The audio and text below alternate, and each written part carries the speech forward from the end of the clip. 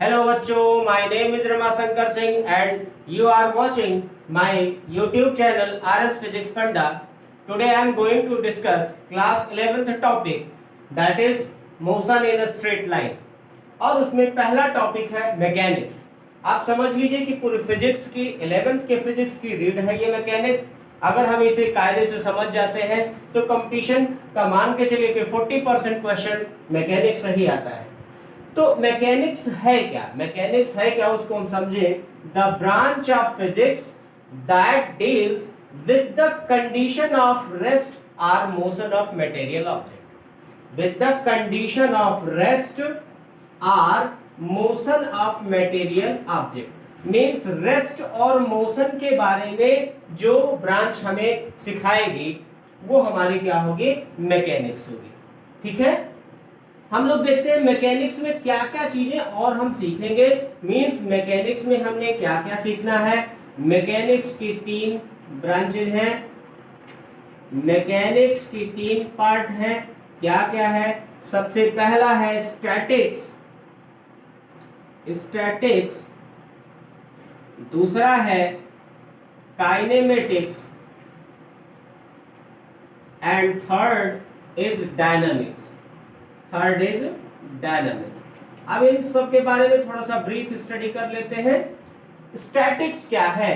तो the branch of mechanics, the branch of mechanics that deals with the study of rest, study of rest or equilibrium position of the object. जो कि rest और equilibrium position, equilibrium position of the object के बारे में study करेंगे।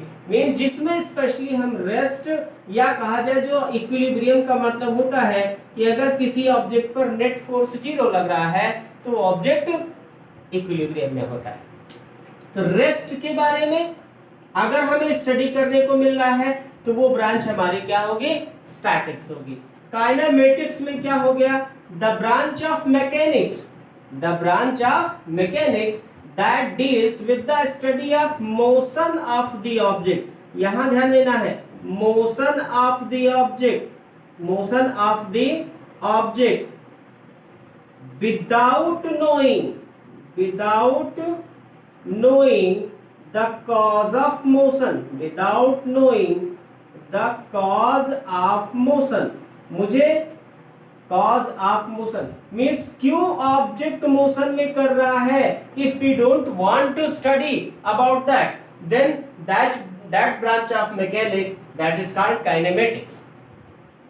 ठीक है, motion of the object, motion of the object without knowing the cause of motion मतलब why the object is moving। in this branch we don't have to study, but in dynamics क्या है? means the branch of mechanics, the branch of mechanics that deals with the study of motion of the object, motion of the object, motion of the object with, without की जगह with knowing the cause of motion, with knowing the cause of motion means आखिर वो कोई object क्यों move कर रहा है, उसके मूव करने के पीछे क्या रीजन है, क्या मैकेनिक्स लग रही है। अगर हम उसको भी स्टडी करना चाहते हैं तो that called dynamics.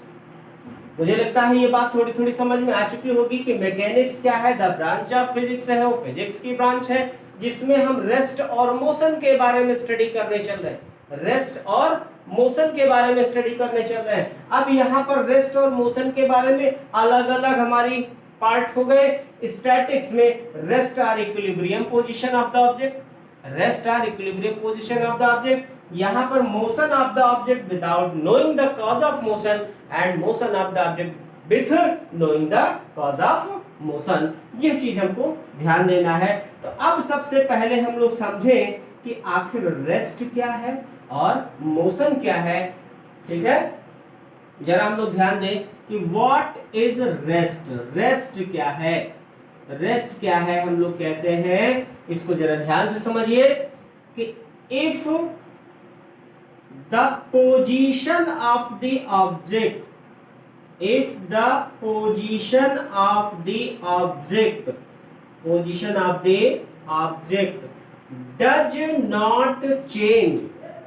does not change position of the object does not change with time and यहां पर एक और बात हम लिख रहे हैं, frame of reference. if the position of the object does not change with time, अभी तक हम लोगों ने 9th क्लास में ये स्टडी किया था कि कोई ऑब्जेक्ट अगर टाइम के रिस्पेक्ट में अपनी पोजीशन को चेंज नहीं करता है तो वो रेस्ट में होता है। लेकिन यहां पर हम एक और बात जोड़ रहे हैं कि फ्रेम ऑफ रेफरेंस के रेस्पेक्ट में अगर वो ऑब्जेक्ट अपनी पोजीशन को नहीं छोड़ता है तो उसको हम क्या कहते हैं, मतलब frame of reference is a very important factor. किसी चीज को रेस्ट में बताना वो फ्रेम ऑफ रेफरेंस बहुत जरूरी टर्म है। अभी हम कुछ एग्जांपल के साथ आपको समझाएंगे और वो चीज बिल्कुल क्लियर हो जाएगी। ये फ्रेम ऑफ रेफरेंस क्या है? फ्रेम ऑफ रेफरेंस का जस्ट आपको मीनिंग समझ लेना है कि फ्रेम ऑफ रेफरेंस होता है कि the place from which we want to observe means point of observation. हम कहां से किसी को ऑब्जर्व कर रहे हैं, वो जगह क्या है, वो प्लेस क्या है, वो लोकेशन क्या है जहां से हम किसी को ऑब्जर्व कर रहे हैं, उसको हम कहते हैं फ्रेम ऑफ रेफरेंस। ठीक है, ये बात समझ में आ गई। तो पोजीशन अगर नहीं बदल रही है ऑब्जेक्ट की विथ रिस्पेक्ट टू टाइम के रिस्पेक्ट में नहीं बदल रही है, और हमने एक चीज और जोड़ी, फ्रेम ऑफ रेफरेंस के रिस्पेक्ट में नहीं बदल रही है, तो उसको हम रेस्ट में कहेंगे। अब जरा देखिए मोशन की बात क्या होगी भाई, मोशन की बात क्या होगी, तो थोड़ा सा चेंज हम लोग इसी में कर दें कि if the position of the object does not change की जगह changes. If the position of the object changes with respect to time and frame of reference। Time के रिस्पेक्ट में अगर जो है किसी ऑब्जेक्ट की पोजीशन बदल जा रही है तो वो हमारा क्या हो गया यहां पर। ठीक है, ध्यान देना है कि टाइम के रिस्पेक्ट में उसकी पोजीशन बदल जा रही है, टाइम के रिस्पेक्ट में उसकी पोजीशन बदल जा रही है, तो उस ऑब्जेक्ट को हम क्या कहेंगे, मोशन में कहेंगे। मतलब जरा देखिए अभी हमें समझ में आ जाएगा कि रेस्ट और मोशन है क्या एक्चुअली। यहां पर हम बात करने चल रहे हैं rest and motion are relative term. Rest and motion are relative term means इसका क्या सेंस हुआ कि एक ही ऑब्जेक्ट को हम रेस्ट में भी कह सकते हैं और एक ही ऑब्जेक्ट को हम मोशन में भी कह सकते हैं, बशर्ते उसमें क्या हो, फ्रेम ऑफ रेफरेंस चेंज कर दिया जाए।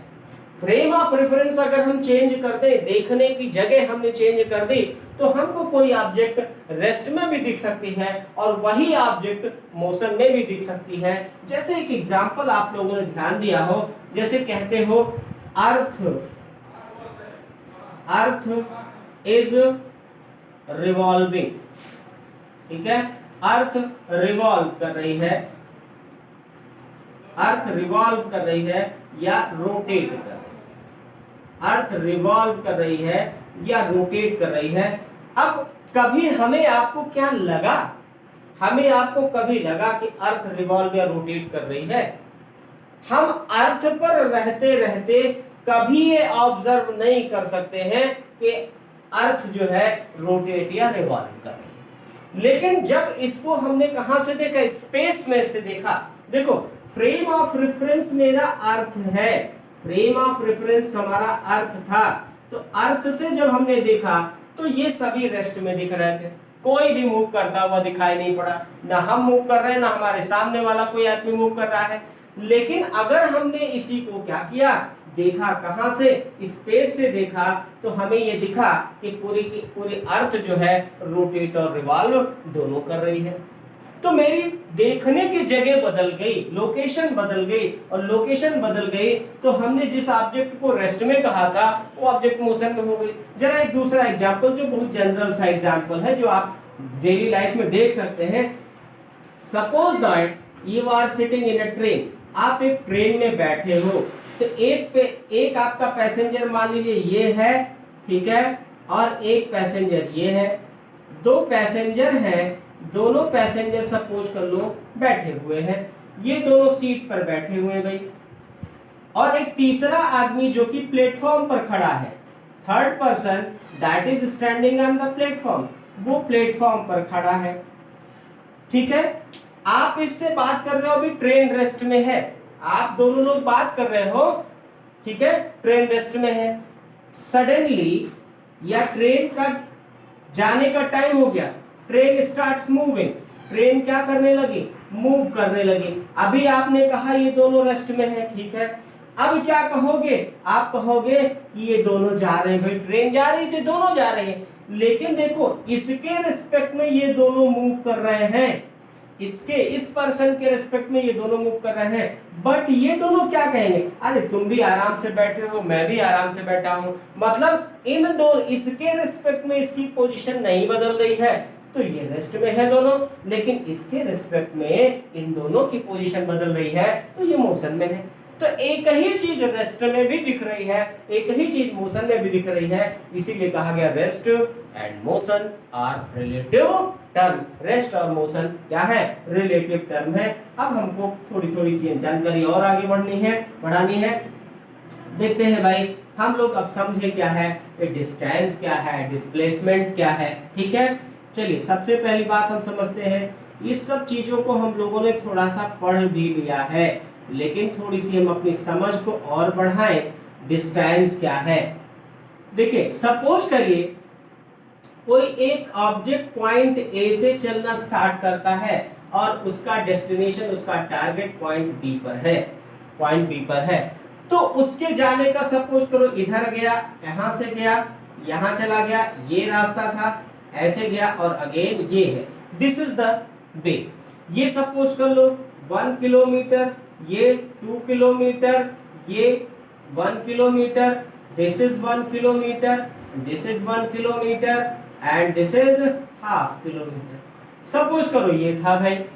तो आपका जो डिस्टेंस आपसे पूछेगा कि how much distance you covered from A to B, A से चलना है, ये मेरी इनिशियल पोजीशन है, ये क्या है, इनिशियल पोजीशन है, और इनिशियल पोजीशन से हमें कहां पहुंचना है, ये हमारी क्या है, फाइनल पोजीशन है, क्या है भाई, फाइनल पोजीशन है। तो इनिशियल पोजीशन से फाइनल पोजीशन पर पहुंचना है, लेकिन उसके जाने का ये पाथ है, ये जाने का पाथ है। तो डिस्टेंस क्या हुई, डिस्टेंस हुई टोटल, डिस्टेंस क्या हुई, टोटल पाथ लेंथ, क्या हो गई, total path length between initial position to final position, initial position to final position, initial position और फाइनल पोजीशन के बीच की जो टोटल पाथ लेंथ हुई,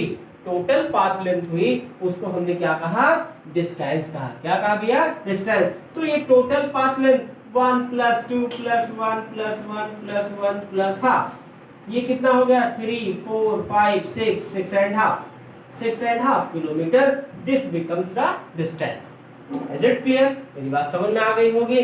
total path length between initial position to final position, ऐसी situation होती है तो distance निकालना तो बहुत आसान है, दिमाग में रखना है, टोटल पाथ लेंथ देखनी है, मतलब इनिशियल पोजीशन और फाइनल पोजीशन के बीच की जो टोटल पाथ लेंथ होगी उसको हम डिस्टेंस कहेंगे, ठीक है। चलिए एक और तरीका, एक और चीज निकालते, इसमें डिस्टेंस क्या होगी भाई, देखो यहां पर सपोज करो कि this is our rectangular path, this is 2 kilometre and this is 3 kilometre, ये मेरा रेक्टेंगुलर पाथ है। आप सपोज करो ए बी सी डी है, सपोज करो you started walking from point A and reaches to point C, एक point ए से start करके आपने कहां पर अपनी एंड की जर्नी सी पर, तो हाउ मच डिस्टेंस, आपने कितनी डिस्टेंस ट्रेवल की,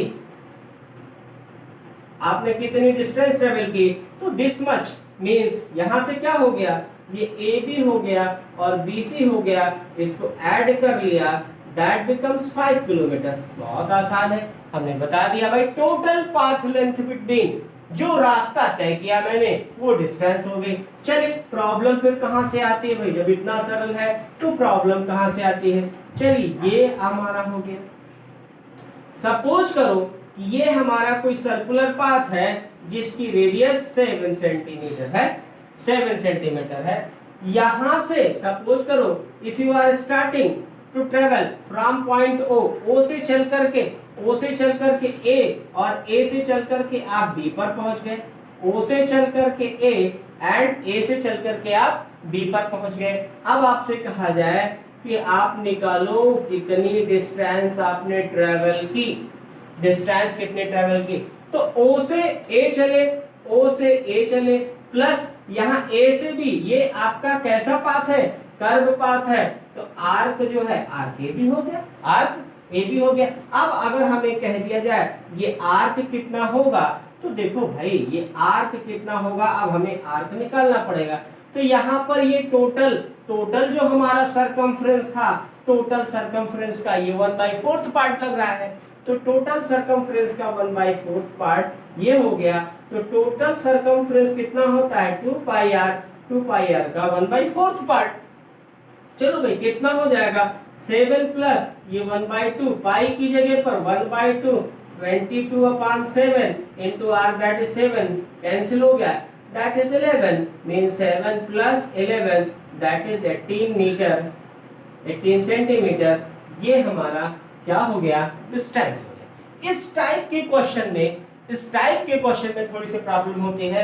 यहां पर ध्यान देना होगा कि किस रास्ते से, अगर यही क्वेश्चन को ऐसे पलट दे कि distance travelled by the object और एरो लिख दिया, कहां से, एरो ऐसे लिख दिया भाई, एरो ऐसे बना दिया, तो ओ से चल करके ए और B, distance between O to B, O से चल करके ए और ए से चल करके बी, लेकिन उसका रास्ता पाथ बदल गया, तो इस समय ये बदल जाएगा, क्या बदलेगा, यहाँ पर क्या हो जाएगा 3/4 पार्ट हो जाएगा। कितना हो जाएगा 3/4 पार्ट हो जाएगा, और हम आसानी से डिस्टेंस को कैलकुलेट कर सकते हैं। तो बिल्कुल ध्यान में रखना है, डिस्टेंस का मतलब टोटल पाथ लेंथ। मुझे आशा है कि आपको ये डिस्टेंस समझ में आ गई होगी। अब जरा देखते हैं डिस्टेंस हमारी कैसी क्वांटिटी है, distance is a scalar quantity. Distance कैसी क्वांटिटी है, स्केलर क्वांटिटी। ठीक है, अब आती है यहीं पर एक चीज, displacement. Very very most important topic है, हमें समझ में आ जाए तो मजा आ जाएगा। पूरे मैकेनिक्स में हर जगह डिस्प्लेसमेंट की जरूरत होगी, और हर जगह वेक्टर और स्केलर की बात हमको समझनी होगी। तो डिस्प्लेसमेंट क्या होता है, अभी हमने कहा पॉइंट ए से पॉइंट बी तक आपको जाना है, पॉइंट ए से बी तक जो जाना है, तो इनके बीच की जो क्या होगी, शॉर्टेस्ट पाथ लेंथ होगी। क्या होगी, शॉर्टेस्ट, क्या होगी भैया, shortest path length, shortest path length between initial position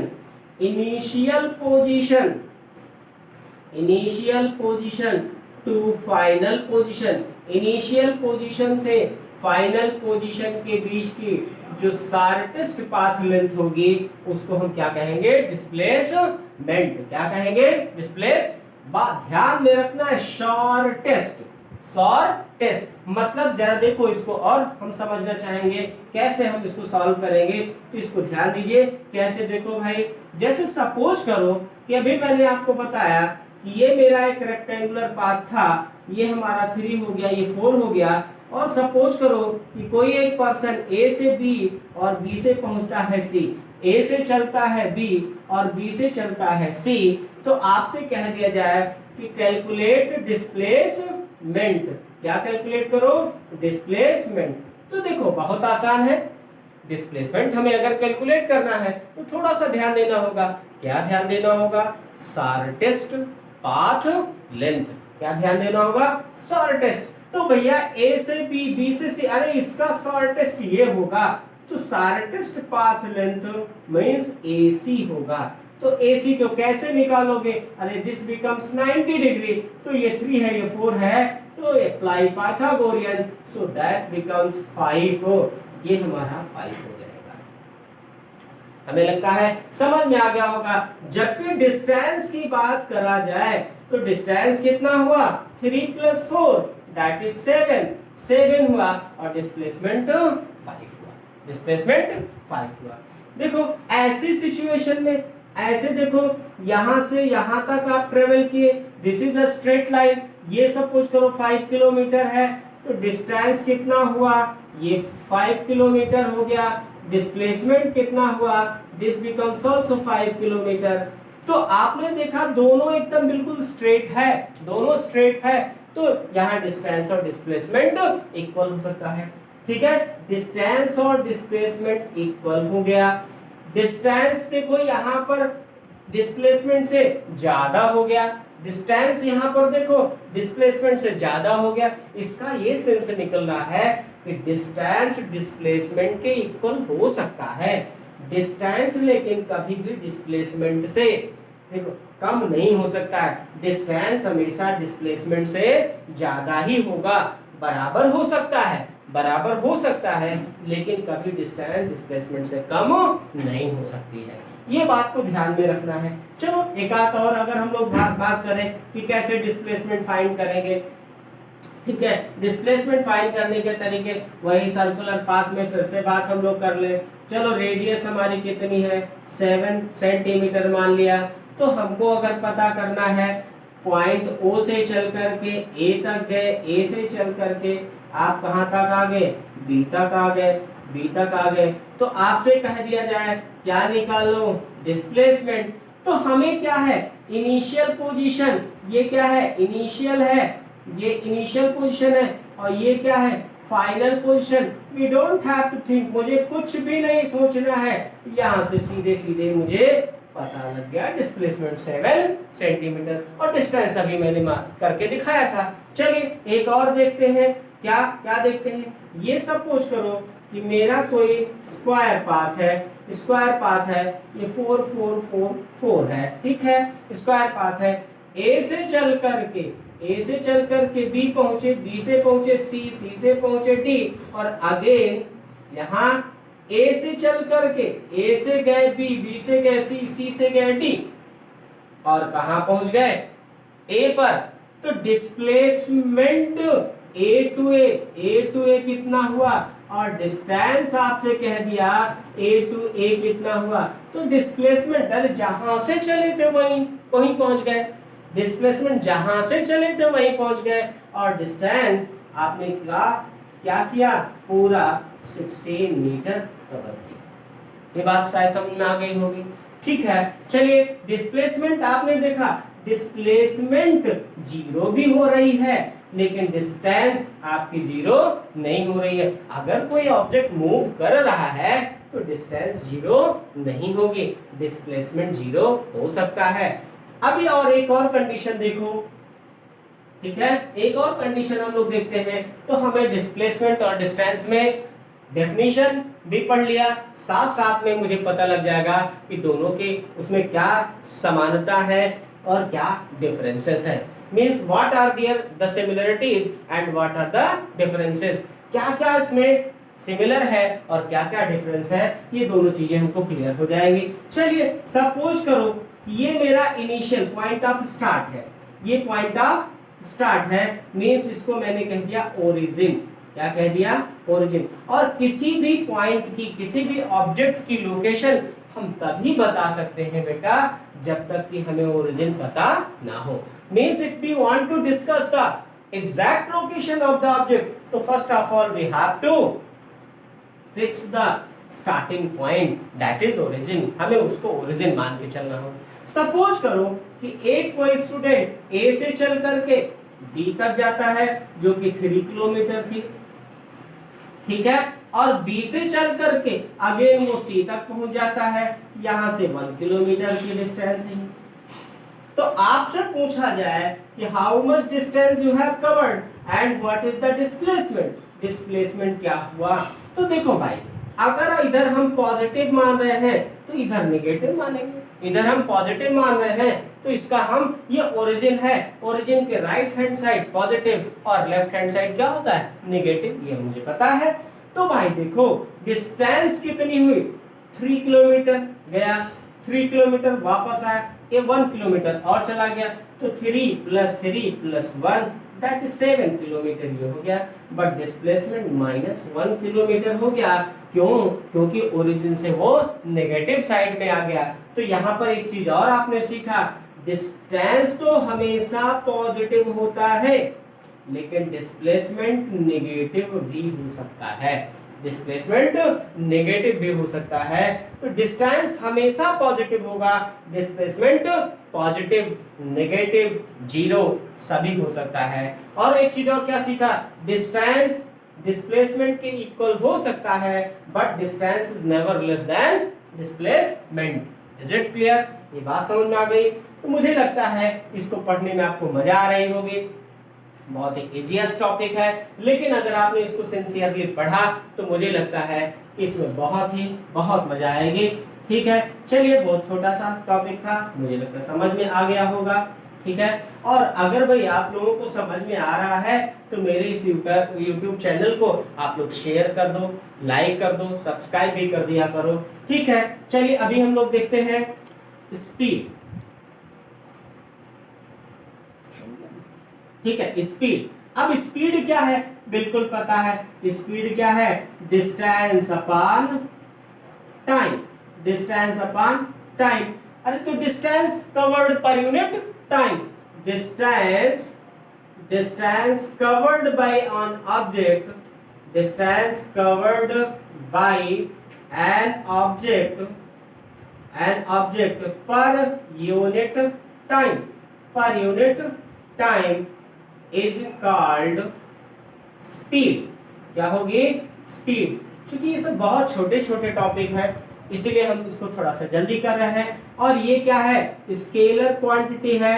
कैसी क्वांटिटी है, स्केलर क्वांटिटी है। और ठीक है, इसकी यूनिट क्या है, यूनिट क्या है तो मीटर पर सेकंड होगी। अरे डिस्टेंस को हमने मीटर मान लिया, टाइम को सेकंड में मान लिया, यूनिट मीटर पर सेकंड हो गई। और यहाँ अगर आपसे कह दिया जाए डायमेंशनल फार्मूला क्या है, तो डायमेंशनल फार्मूला डिस्टेंस का L होगा, टाइम का T होगा, सो LT-1 this is the dimensional formula. तो इतना आज के सेशन में, बस इतना ही। हम लोग अगले सेशन में मिलेंगे, तब और ज्यादा डिटेलिंग स्पीड की हम लोग बात करेंगे। तब तक के लिए आप लोग एंजॉय करते रहिए, पढ़ते रहिए। Thank you.